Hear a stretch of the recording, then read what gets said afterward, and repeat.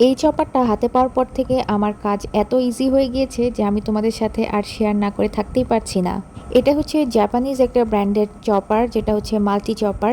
এটা হচ্ছে ওসাকা ব্র্যান্ডের, আর এটা কম বেশি সবাই তোমরা হয়তো দেখেছো ইন্টারনেটে। এটা অনেক ভাইরাল একটা প্রোডাক্ট, আর আমিও এটা পারচেস করেছি মেইনলি ইন্টারনেট থেকে দেখেই। তো চলো আজকে আমি তোমাদের সাথে এটা ইউজ করে দেখিয়ে দিই যে এটা কতটুক কাজের। তো আমি এখানে চপ করার জন্য কিছু পেঁয়াজ আর টমেটো নিয়েছি। প্রথমে পেঁয়াজগুলো আমি দিয়ে দিলাম, আর আমার পেঁয়াজ হচ্ছে ছুরি বা চাকু দিয়ে কাটতে খুবই বিরক্ত লাগে, কারণ আমার চোখে প্রচণ্ড পানি চলে আসে। তবে ওসাকা মাল্টি চপারটা হাতে পাওয়ার পর থেকে আমার কাজ এখন অনেক ইজি হয়ে গিয়েছে।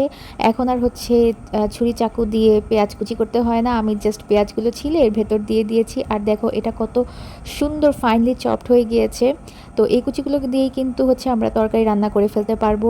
আর শুধু এটা দিয়ে যে পেঁয়াজ কুচি করা যাবে তা নয়, এটা দিয়ে কিন্তু সুন্দরভাবে ব্লেন্ডও করা যাবে। তার জন্য আমি হচ্ছে এর মধ্যে পানি দিয়ে আবার একটু মেশিনটাকে প্রেস করেছি, আর দেখো কত সুন্দরভাবে পেঁয়াজগুলো ব্লেন্ড হয়ে গিয়েছে। আর এখন কিন্তু এর ভেতরে আমি টমেটো দিয়ে দিয়েছি, আর টমেটোতে যেহেতু এমনিতেই পানি থাকে, তো এটা তার এক্সট্রা পানি দেওয়ারও দরকার হয়নি।